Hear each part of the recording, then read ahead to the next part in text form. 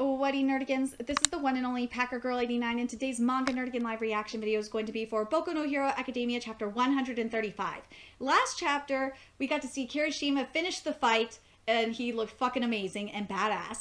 And then we got to see the aftermath, and now the heroes are gathering up at Night-Eye's office to discuss the situation, and I can't wait to see what happens. This is going to be bomb. Anyway, let's get to this chapter and see what happens next. So this chapter is called A Distasteful Tale. I got to read the side first. Our Hero Academia Hero Primer 12, Kirishima, a true man acts the warrior, Mijiro. Oh my gosh.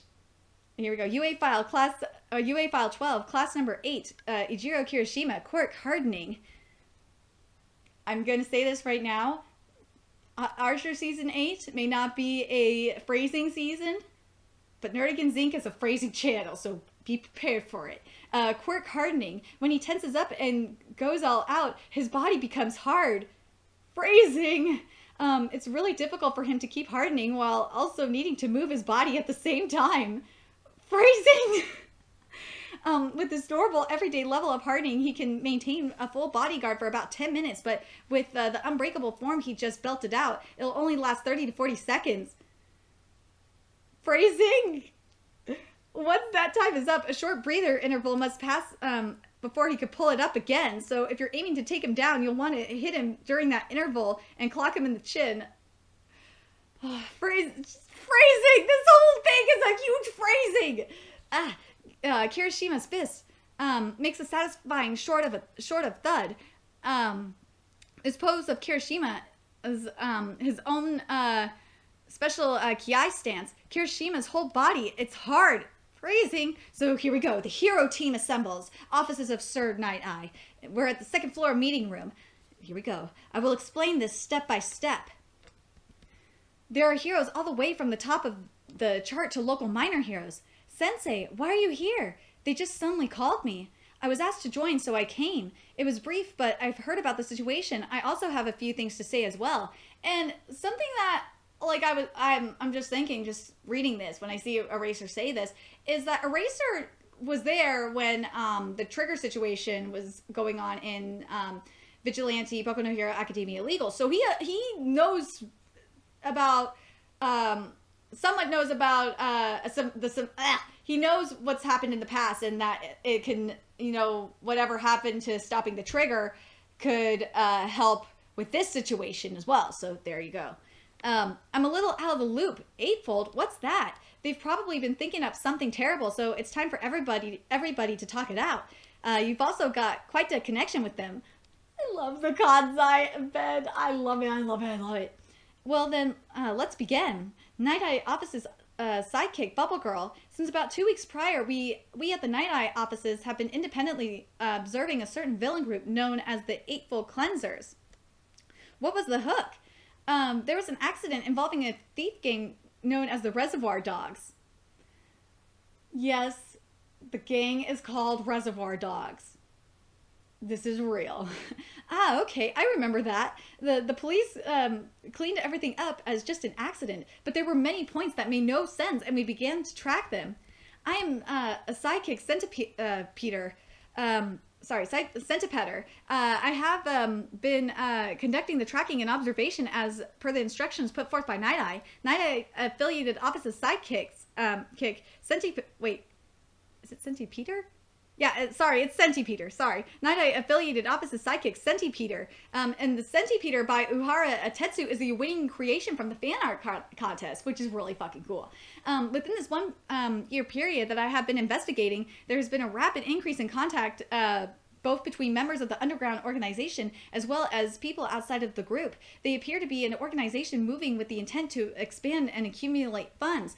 Also, shortly after the commencement of investigation, he made contact with one Bubai Gawara Jin, villain named Twice.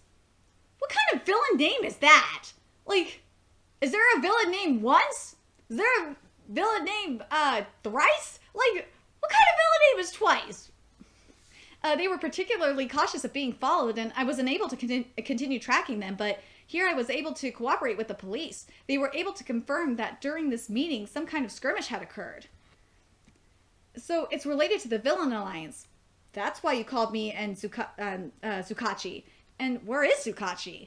There was other information from witnesses, so he's checking on that. Listen, boy, never thought it would come to this. You've been dragged into quite an annoying situation. I don't think any part of this is annoying. So you know each other? Yes, he does.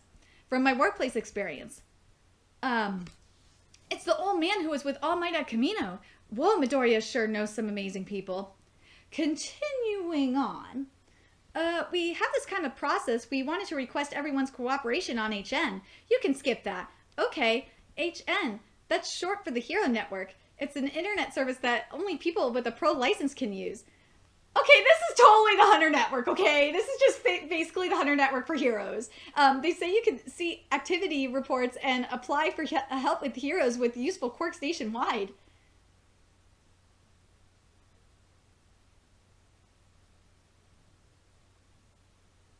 Yeah, this is definitely the Hunter Network.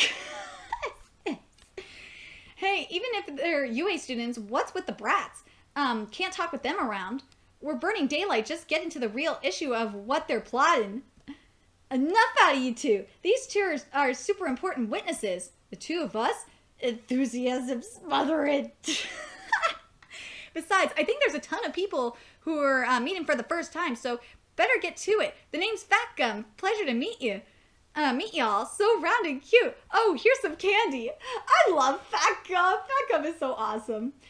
We have a reason to believe that the Enterfold cleansers have made the dispersal of unlicensed goods part of their livelihood. As such, I have requested help from heroes familiar with that line of work. Oh yeah, Fat was saying something like that. Long ago, we smashed these kind of things to pieces. Yes, they did. And we're going to see it in Vigilante Boku no Hero Academia Legals. What he's referring to, and I mentioned it in the previous video, or the previous chapter, was Trigger.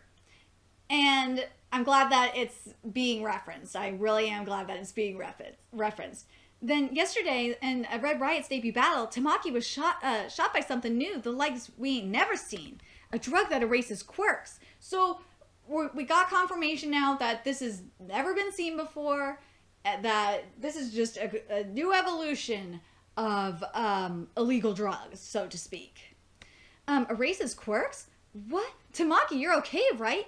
Yeah, after sleeping it came back. Just look at the splendid cow hoof. So breakfast was beef bowl today? So we got confirmation that it's not permanent. At least the dose was a small, and the dose that Tamaki was shot with was a small dose. Thank God. If it recovers, no need to worry. Nothing fatal. No, I'll leave that explanation to Eraserhead. It's a bit different from my eraser. Sorry. That's because I'm from my erasure. There we go. That's because I'm not attacking the quirk itself. A special mechanism plus alpha is added to a basic human body that is a quirk. So, and then you have the basic human body there. These plus alpha are collectively called the quirk factor. A basic human body plus a tail and a mechanism to move the tail. And it's not, to me, from what this sounds like, it sounds like you could basically call the quirk factor the quirk gene.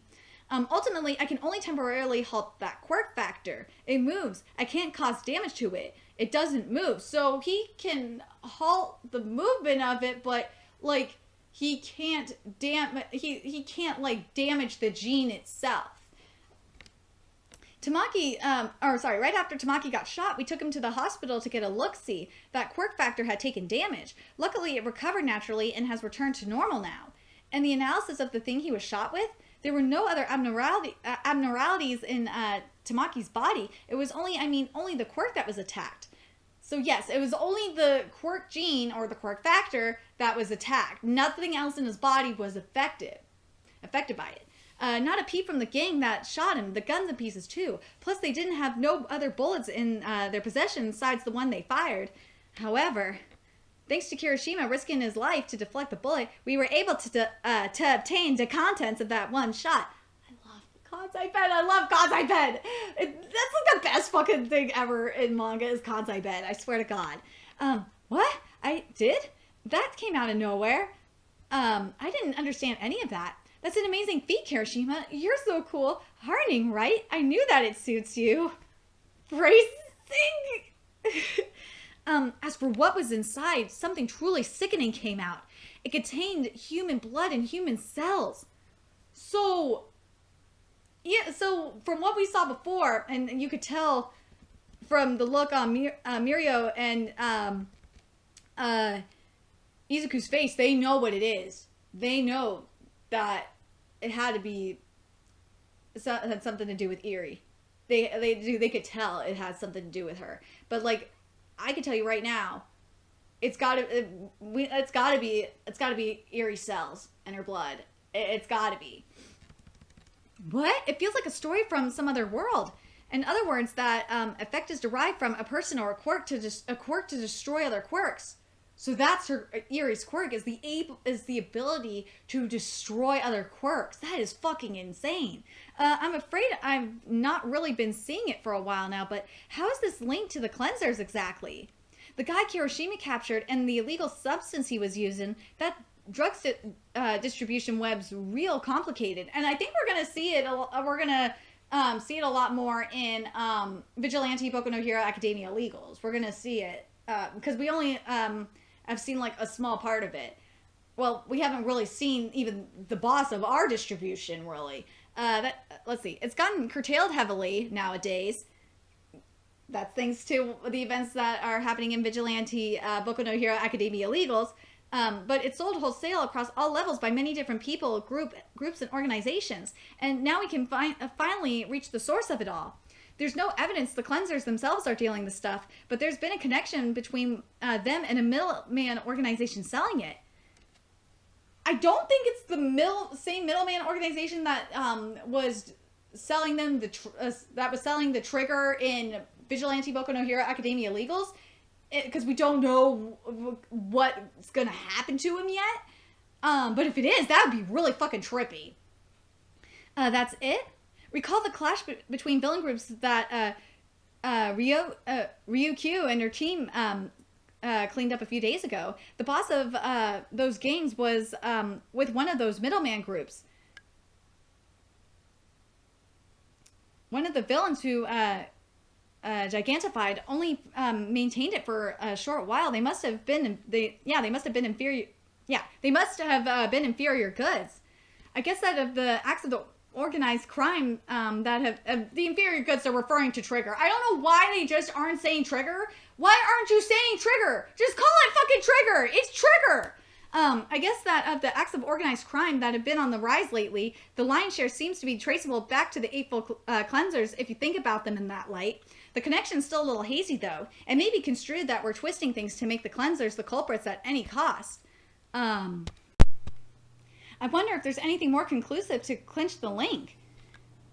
The quirk of the Capo Chisaki is named Overhaul. It's a power that can disassemble and reassemble any target. A quirk that can dismantle to destroy and repair at once. That along with the bullets that can destroy quirks.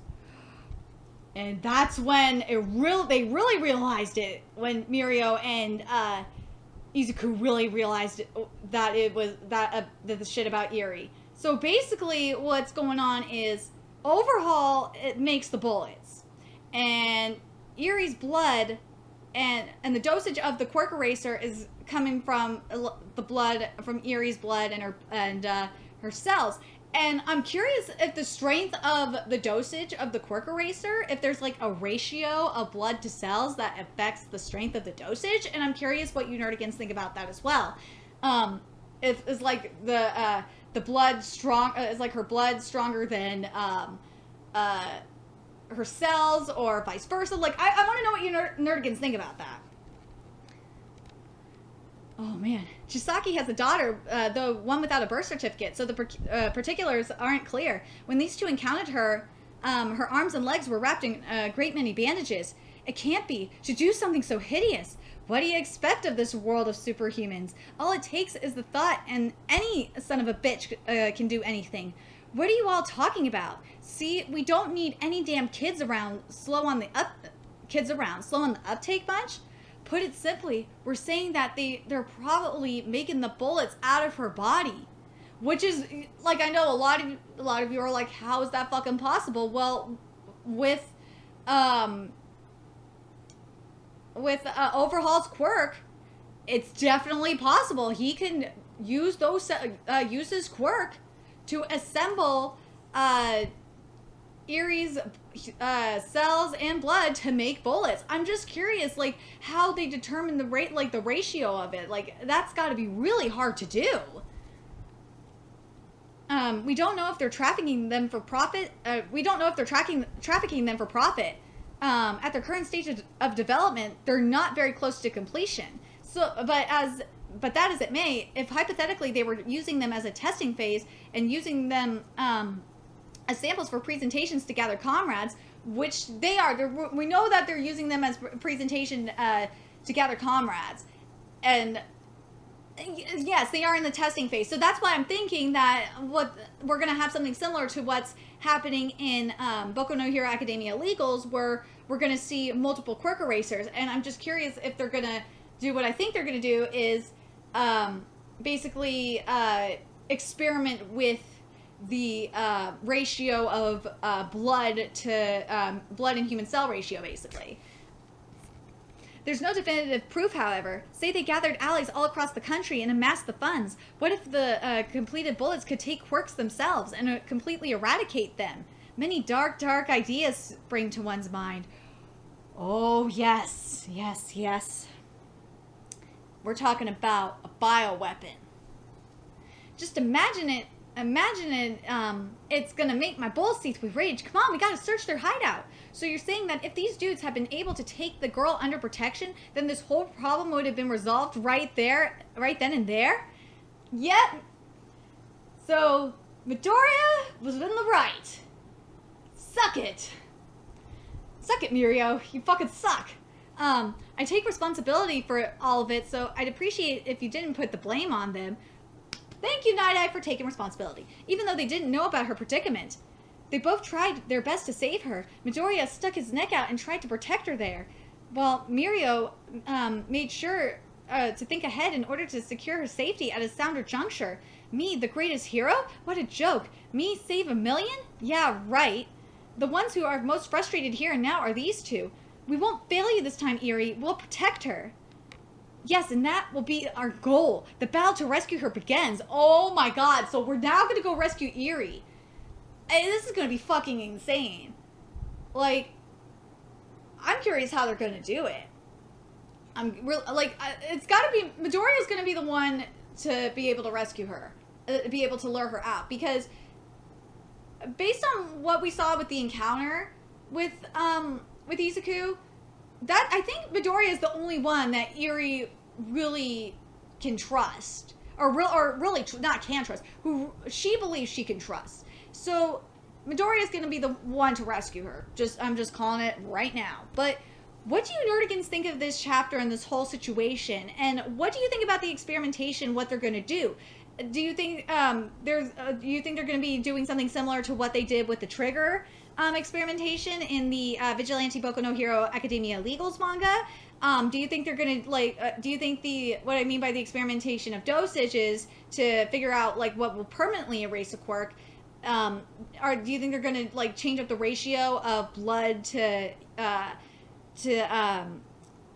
cells? And what do you think is stronger, the blood or the cells? I'm really curious what you Nerdigans think about that.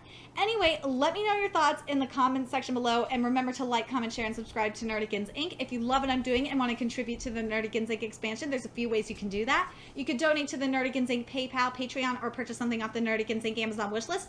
All those links are in the description box below. Also, make sure you follow me on the Twits, aka Twitter. Follow my Twitch channel, and from me on PlayStation Network. All that's in the description box below as well. And until next time, Nerdigans, I'll be seeing you later. Bye!